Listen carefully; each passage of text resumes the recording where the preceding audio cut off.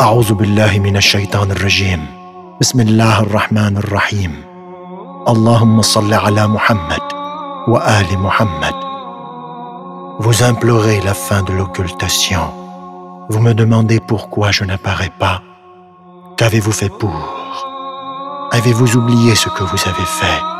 Vous m'appelez comme vous avez appelé mon grand-père? Depuis la nuit des temps, vous avez par vos actions causé la colère de Dieu. Et il vous pardonna toujours. Mais il y a un acte, un crime, la pire injustice qui soit, que Dieu ne vous pardonnera jamais. Vous l'avez déjà oublié, eh bien je vais vous la rappeler. Au commencement, Dieu fit la création. Il a tiré l'univers du néant, l'a forgé de rien, sans effort intellectuel, ni expérience acquise, ni mouvement acté, ni hésitation. Il fixa le terme des choses, en harmonisa les divergences, percevant leurs limites, leurs fins, leurs semblables et leurs aspects. Puis il dégagea les espaces, les distances, les voies et les cours cosmiques, et il fit couler des eaux aux vagues houleuses et hautes.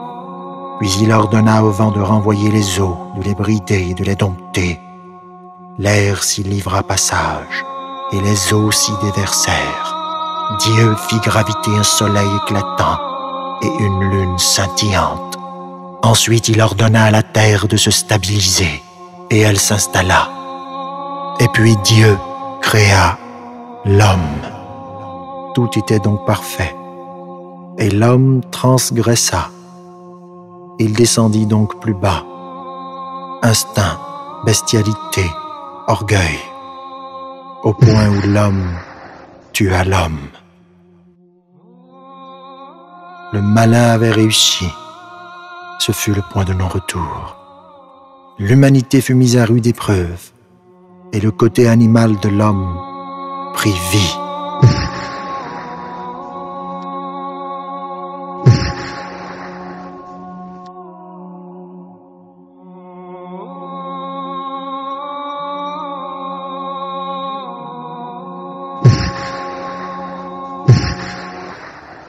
Et pourtant, Dieu ne retira pas sa miséricorde. Il fit donc se succéder des élus parmi les hommes, des guides, afin de sauver les meilleurs parmi eux, et ce, tant que se succédèrent les générations. Mais le mal était trop profond. Les hommes avaient corrompu le monde, ce qui a fait naître esclaves et tyrans, crimes, asservissement, esclavage. De plus en plus, les hommes devenaient vils et perdaient leur humanité. Alors les menaces des envoyés furent mises à exécution. Dieu fit s'abattre sur les hommes toute forme de malheur et d'épreuve, afin de les réveiller. Car tous les miracles et signes ne purent rien. Ils étaient corrompus. Invasion d'insectes, grenouilles, d'animaux féroces, inondation par le sang. Toute forme de catastrophe. Le péché avait dominé la surface de la terre.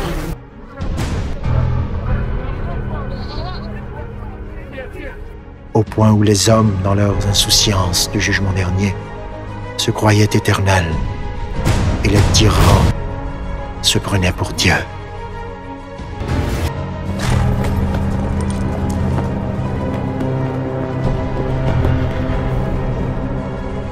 Alors ce fut l'anéantissement.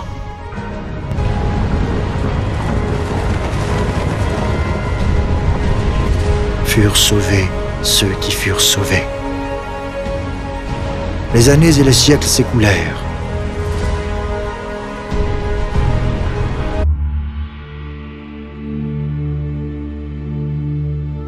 Malgré toutes ces preuves, la corruption renaissait encore et encore, comme toujours.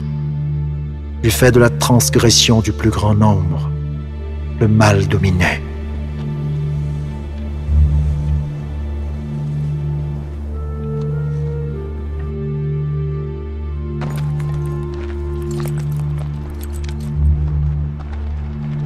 C'était toujours la désolation, la misère des plus faibles, l'oppression, la famine.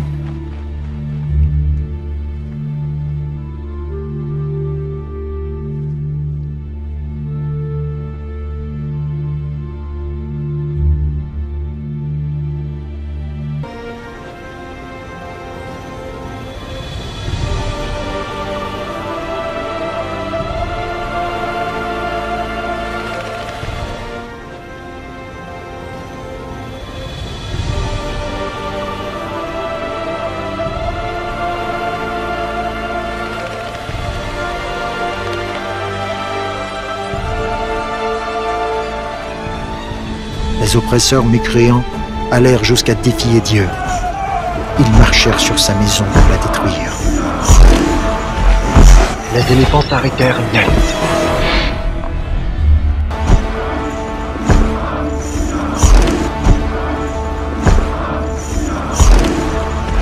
Ils refusèrent de marcher sur la Kaaba.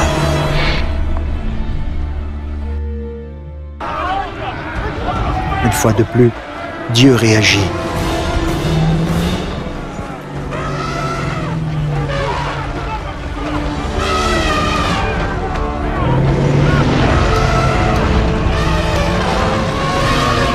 Ils se déchaînèrent même contre leur maître, afin de les anéantir.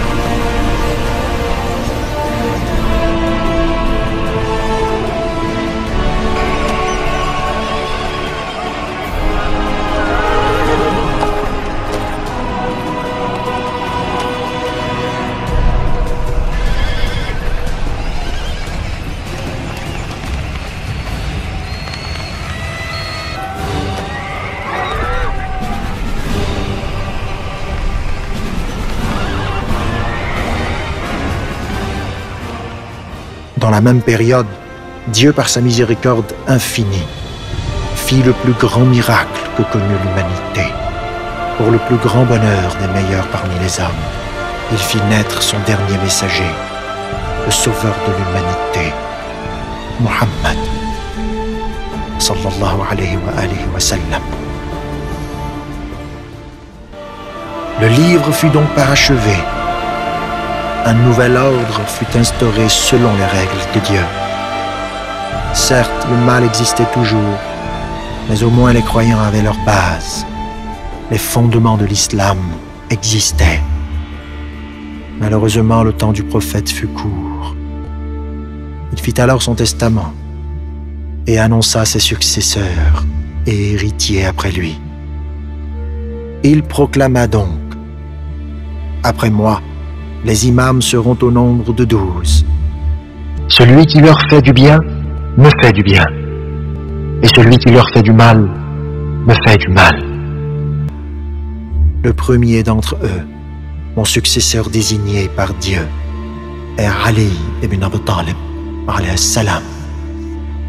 Celui pour qui je suis le maître, Ali est son maître. Celui pour qui je suis prophète, Ali est son imam. Malheureusement, la volonté du prophète sallallahu alayhi wa sallam, donc de Dieu, ne sera pas respectée. L'imam Ali sera combattu et mis de côté sous surveillance.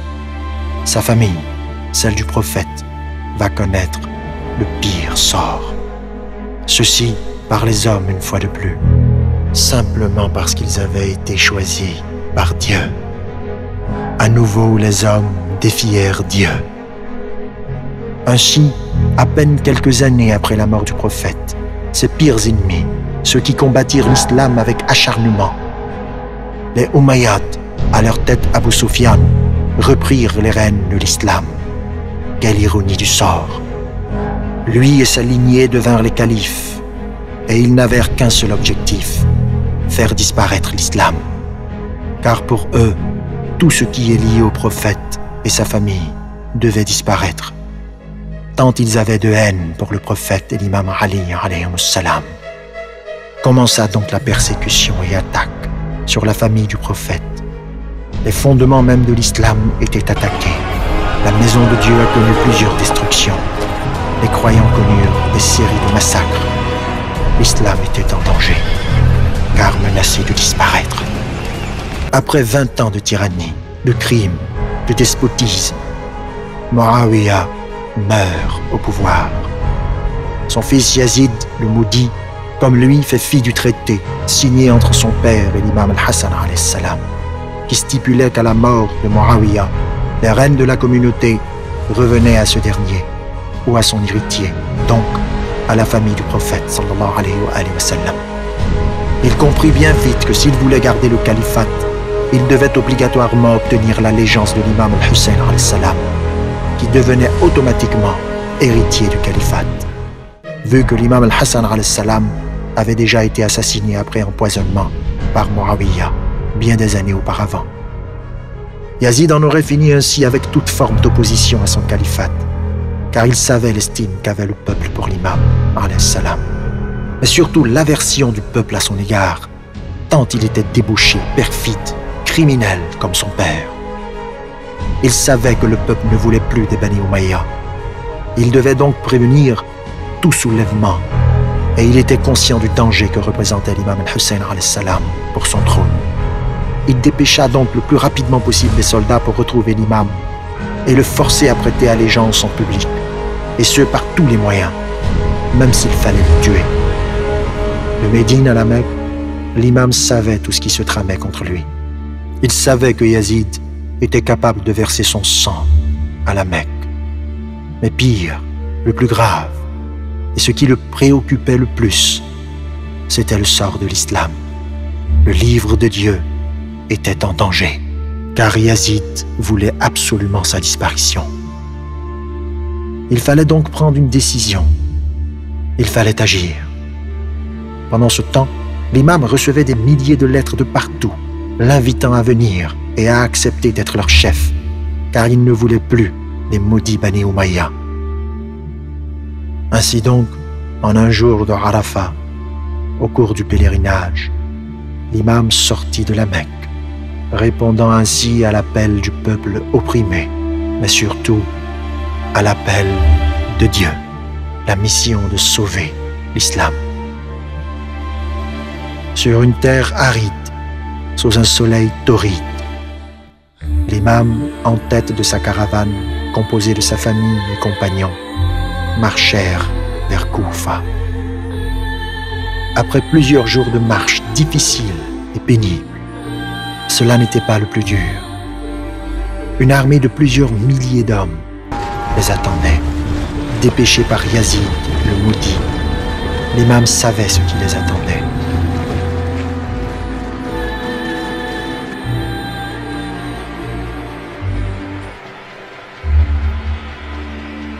Il jetait un regard sur ces gens qui avaient renié leur religion. Il brandit les lettres que leurs parents lui avaient écrites, lui demandant de venir à leur secours, pensant qu'ils allaient se souvenir de l'oppression que vit leur peuple. Mais leur aveuglement et perdition empêchaient de se souvenir d'eux-mêmes, encore moins de Dieu. Ils étaient décidés à en finir avec l'imam. La persécution dura des jours, jusqu'à arriver à un endroit où ils ne pouvaient plus avancer. L'imam demanda comment s'appela cet endroit. On lui dit « Karbala ».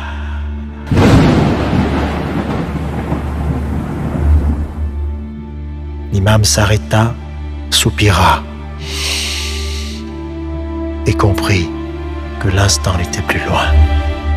Il demanda donc à ses compagnons et sa famille de camper là. La nuit tomba. Quelle nuit! Elle fut longue et pénible, difficile.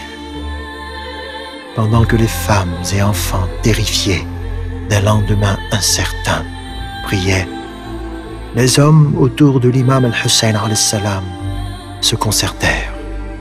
L'imam leur dit « Partez, dispersez-vous dans le noir de cette nuit et laissez-moi. Ces gens n'en ont qu'après moi. Demain, une fois qu'ils mourront, ce sera fini. » Les compagnons comme un seul homme de répondre. « Comment pourrions-nous le faire? Que dirions-nous à Dieu demain? Que sera notre réponse? lorsqu'on nous demandera « Avez-vous abandonné la fleur du messager de Dieu? Avez-vous abandonné le message de Dieu ?» Non, jamais. Jamais Dieu ne nous verra faire cela. Et comment pourrions-nous vivre après toi, te sachant mort? Jamais, Aba Abdallah. Jamais. Nous ne t'abandonnerons. Jamais. Comme au début, c'était la même intention. Ils n'avaient pas changé. Ils étaient prêts à mourir pour Dieu. La longue nuit passa, et le 10e jour de Muharram, oh mon Dieu, quel jour, se leva. Après s'être acquittés de leur prière du matin, la famille du prophète et leurs compagnons, à leur tête l'imam al-Hussein alayhi salam, essayèrent encore une dernière négociation pour permettre à leurs ennemis de se sauver de l'enfer. Mais c'était peine perdue. Ils étaient décidés à tous les massacrer. Alors cette petite armée, petite en nombre, mais ô combien grande en noblesse et courage, se mit en ordre de bataille. Les ennemis, étonnés de voir cette détermination de la famille du prophète et de leurs compagnons, pleins de rage contre eux et de méchanceté, engagèrent la bataille. Ce fut la déferlante. Les ennemis, comptant sur leur nombre, étaient surpris face à la résistance de l'armée de Dieu. Ils se trouvèrent confrontés à la bravoure de l'armée du prophète de l'islam. Ils essuyèrent plein de morts et défaites. Les compagnons, à leur tête, Abul Fadl Abbas alayhi salam, descendirent sur eux comme la foudre. Par le choc des armes et épées, les lances et boucliers qui retentirent, les combats firent rage. Et la famille du prophète et leurs compagnons ne baissèrent toujours pas les bras, ni les armes, malgré le nombre colossal de l'ennemi qui ne faisait que gonfler. Les ennemis tombèrent l'un après l'autre, et de plus en plus les combattants du prophète et de l'imam al-Hussein se trouvaient submergés, car tant les ennemis étaient nombreux. De l'autre côté, du côté de la tente de l'imam alayhi salam, se trouvèrent les femmes et enfants du prophète sallallahu alayhi wa sallam, apeurés, fatigués, assoiffés. L'imam alayhi salam les regardait, le cœur plein de tristesse, les yeux en larmes. Quel père ne peut-il rien faire pour ses enfants, pour ses femmes, pour sa famille? Alors il fit appel à Abul Fadl al-Abbas alayhi salam, à qui il demanda s'il pouvait aller chercher un peu d'eau à boire pour les enfants assoiffés. Et comme un lion qu'on ne peut arrêter, Abul Fadl al-Abbas alayhi salam put regagner rapidement les rives de l'Euphrate. Il regarda l'eau, il se voyait à l'intérieur. Il prit de l'eau dans ses bras. La soif l'accablait. Il voulut avaler une gorgée d'eau, quand soudain il pensa à sa famille. Il rejeta aussitôt l'eau, comme s'il avait dominé la soif, et il pensa, « Oh mon Dieu, quelle épreuve !» Il ne pensait qu'à sa famille. Zainab, alayhi salam, sa sœur, Sukayna, Ruqayya, ses enfants, mais il ne pouvait pas. Abul Fadl Abbas alayhi salam lutta avec acharnement, force et détermination. Son seul souci était de pouvoir amener de l'eau à la tente. De l'autre côté, l'imam al-Hussein alayhi salam qui l'attendait se souciait de ne pas le voir revenir. Alors il se dirigea vers la rive, inquiet. Quand il arriva au Dieu, que ne fut sa surprise et sa douleur. Abul Fadl Abbas, les mains coupées, le corps transpercé, gisant sur le sol. Oh, quelle douleur!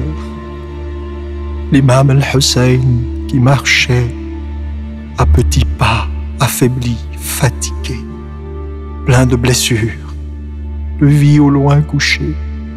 Et Abul Fadl al-Abbas, Lui-même fatigué, s'écroula sur ses jambes quand il le vit par terre. Il le prit dans les bras, voulant le ramener à la tente. Et d'une voix faible, Abul Fadl al-Abbas lui dit « Oh mon frère !» Et il n'avait jamais appelé l'imam al-Hussein par ce nom, tant il le respectait. « Oh mon frère, laisse-moi ici. La douleur et la tristesse de ne pouvoir ramener de l'eau aux femmes et enfants sont énormes. Je ne peux revenir vers eux ainsi. Laisse-moi ici. » Ô Dieu, que ne fut la douleur de l'imam al-Hussein alayhi salam, tenant son frère aimé dans ses bras. L'imam alayhi salam fondit en sanglots.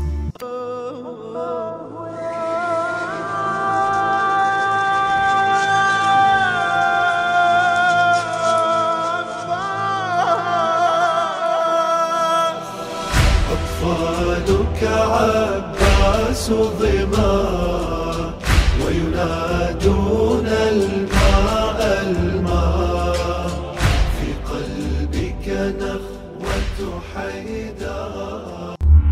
L'imam al-Hussein de dire « Ô mon Dieu, mon dos est brisé, mes forces sont affaiblies. » Là, l'imam al-Hussein alayhi salam, par la mort d'Abul Fadl al-Abbas, comme Bani Hashim, le lion au combat, venait de comprendre que c'était la fin. Alors il dit « Mon dos est brisé, mes forces ont disparu. » Le héros de Bani Hashim est mort. Mais là encore, la douleur n'était pas aussi forte que celle qu'il attendait.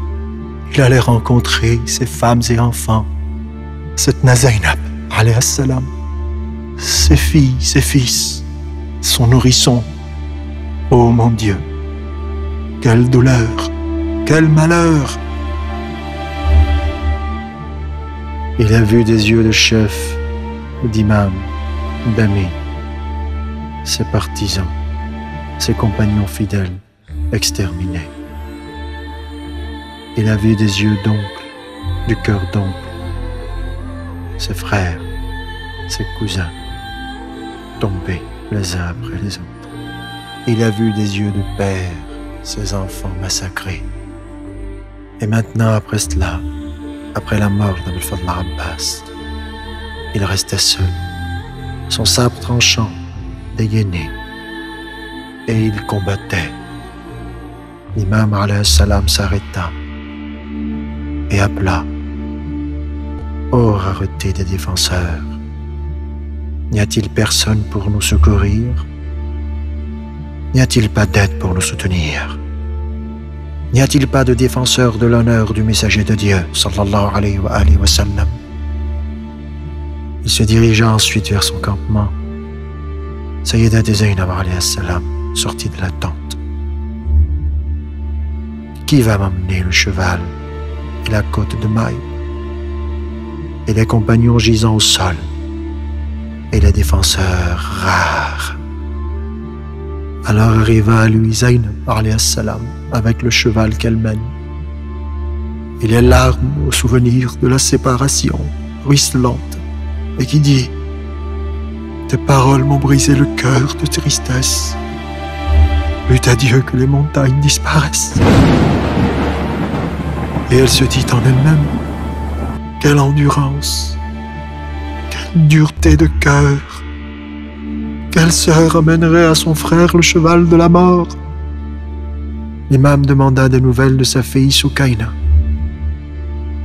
Assise, elle pleurait, la tête posée sur ses genoux.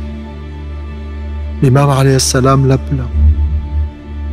Elle vint à lui triste et affligée. L'imam lui caressa la tête. Soukaina comprit que dans quelques heures, peut-être même avant, elle serait orpheline. Car c'est la tête d'une orpheline qu'on caresse aussi. Mon éloignement va durer, ô Soukaina. Alors sache que de toi, tes pleurs, si la mort arrivait, me blâment. Ma petite fille, Ne brûle pas mon cœur par tes larmes de tristesse, tant que mon esprit est dans mon corps. Arrête tes pleurs, ils augmentent ma douleur. Je te fais mes adieux, mes larmes ruisselant de sang. Sayyidat Zainab alayhi salam appela les femmes pour les adieux. Toutes sortirent qui embrassaient les mains de Hussein alayhi salam, d'autres ses pieds, d'autres s'accrochant à sa monture. Recommande-nous à Hussein pour quand vous serez partis. L'imam al-Hussein alayhi salam monta sur son cheval et s'apprêtait à se diriger vers le champ de bataille. Lorsqu'une voix aimée l'arrêta. C'était la voix de Zainab alayhi salam qui s'avançait vers lui en disant « Penche-toi un peu ». Il se pencha. Elle mit la tête contre sa poitrine, puis l'embrassa, le sentit en disant « Notre mère Zahra alayhi salam me dit, le jour où la mort se présenta à elle, si tu vois ton frère Hussein alayhi salam seul à Karbala, alors embrasse-le dans son cou, parce que c'est là que les sabres frapperont, et sans sa poitrine, parce que c'est là que les chevaux piétineront. Oh, combien tu as souffert, Zadna Zainab, Sayyidati, oh, combien tu as souffert. Le cœur d'une sœur pour un frère à son bien-aimé, le cœur plein de douleur pour la séparation d'avec son frère bien-aimé, le cœur d'une tante plein de tristesse, le cœur d'une mère plein de tristesse, le cœur en feu plein de douleur. Oh, Zadna Zainab, combien tu as souffert. Plus d'adieu que les montagnes ne se pulvérisent sur la plaine. Oh Dieu, sois témoin. C'est Zadna Zainab alayhi salam, seule, abandonnée dans le désert de Karbala. Abul Fadl Abbas n'est plus là pour s'occuper d'elle. L'imam al-Hussein est parti. Ya Rasulallah, Ya Ali. Ya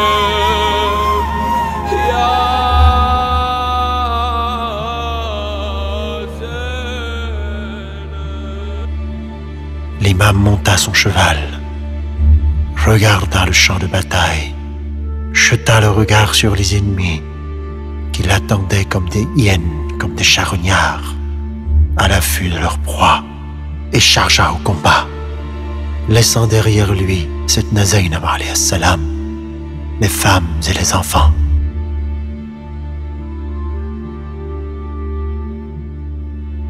Lorsqu'elles virent revenir le cheval sans l'imam alayhi salam, elle comprit qu'il était resté sur le champ de bataille et que la fin n'était pas loin. L'imam était accroupi sur le champ de bataille, blessé de toutes parts, assailli. Il pensait, sous cette chaleur assoiffée, fatiguée, n'importe qui aurait baissé les bras. Mais lorsqu'il pensait à ses enfants, aux femmes et enfants laissés derrière lui, il se levait. Lorsqu'il pensait à Abul Fadl al-Abbas alayhi salam, à qui on coupa les bras, lorsqu'il pensait à Habib ibn Mudahir, lorsqu'il pensait à Abul Fadl al-Abbas alayhi salam plongeant les mains pour prendre de l'eau, la rage, le courage, la force le poussèrent. Ya Abul Fadl al-Abbas, les ennemis qui ne tarissaient pas de méchanceté et de haine ne tardèrent pas à se ruer sur lui. Mais l'imam tenait encore son sabre. Et lorsqu'il pensait à Abul Fadl al-Abbas et à tous ses compagnons qui sont morts au champ de bataille, ils continuaient de se battre avec rage et force. Les femmes et enfants de leur côté, qui voyaient la fin de leur imam, de leur père, de leur chef, de leur lumière. Oh mon Dieu, quel désastre, quel malheur! Il regarda le ciel, soupira et dit: ce qui m'arrive est facile, parce que sous l'œil de Dieu. Oh mon Dieu, c'est l'imam al-Hussein qui va être assassiné. C'est ton argument qui va être tué. C'est le fils du messager de Dieu, ton bien-aimé, qui sera découpé. Ya Allah, Ya Rasoul Allah, Ya Ali.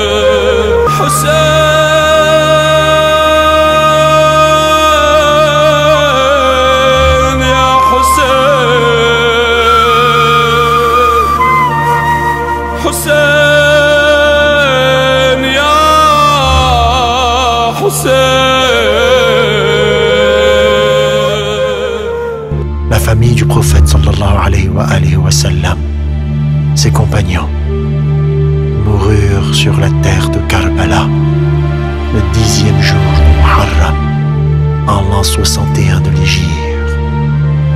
Martyrs pour la cause de l'islam, pour la survie du livre, pour la survie du message de Dieu, pour Dieu.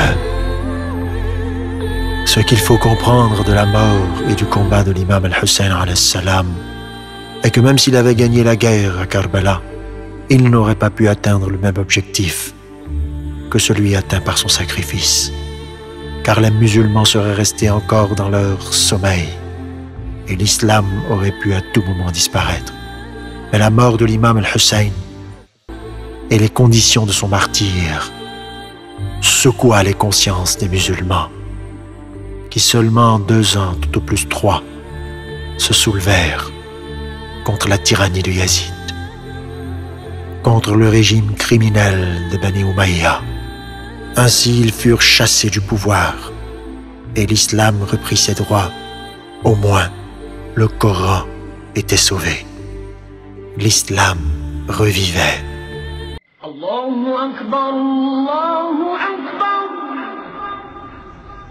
Mais encore une fois de plus, à quoi nous assistons? Malgré la survie du livre, les hommes continuent encore de susciter la colère de Dieu par leurs actions. L'histoire se répète. Plaisir, débauche, course aux richesses, opulence. Les hommes se concertent pour le mal, pour l'oppression et la domination des peuples. Ils mettent leur intelligence au service du mal. Comme leurs ancêtres, ils causent la mort, la destruction. C'était il y a un peu plus de 70 ans, le 6 août 1945. Un avion américain décolle de sa base, direction Hiroshima. La bombe atomique est pour la première fois utilisée en temps de guerre. Pour les Japonais, c'est une immense boule de feu puis une onde de choc qui tue des dizaines de milliers de personnes sur le coup. Et ils n'hésitent pas à user de tous les moyens pour atteindre leur objectif, quel qu'en soit le prix, quitte à exterminer la surface de la Terre, leur propre demeure. Il est un peu plus de 18h ce mercredi 4 août 2020. Ces habitants de Beyrouth croient filmer un simple incendie dans le port après une forte déflagration, quand tout à coup, l'onde de choc a été ressentie à plusieurs dizaines de kilomètres à la ronde. Dans la capitale libanaise dévastée, les blessés hagards tentent de comprendre ce qui vient de se passer. Ils s'entre-déchirent, ils s'entretuent. Famine, misère, pauvreté, maladie, épidémie, pandémie, la mort. rien que la mort. Tout ceci n'est que la résultante de leurs propres actions. Les hommes sont les artisans de leur propre malheur. Catastrophes, inondations, voilà le désordre causé par vos mains. Vous suscitez le courroux divin. Tremblement de terre. Tout ceci ne vous interpelle pas. Tout ceci ne vous rappelle pas la puissance de Dieu. Et le sort qu'a connu les générations qui vous ont précédés, vos ancêtres, ne sont-ils pas leçons pour vous? Vous continuerez, et encore à transgresser les lois de Dieu et à causer le mal partout où vous êtes. Mais sachez une chose, l'heure arrivera, quelle que soit votre insouciance, quelle que soit votre opulence, quelle que soit votre intelligence, elle s'imposera. Et autant la tragédie de Karbala par la mort et le martyre de l'imam al-Hussein alayhi salam, la famille du prophète et ses compagnons ont suscité le symbole de la survie du livre de Dieu. Sachez que je reviendrai et j'aurai cette vengeance qui sera aussi le symbole de la liberté, de la vérité, de la justice. Et ce temps annonce la fin, le jour du jugement dernier.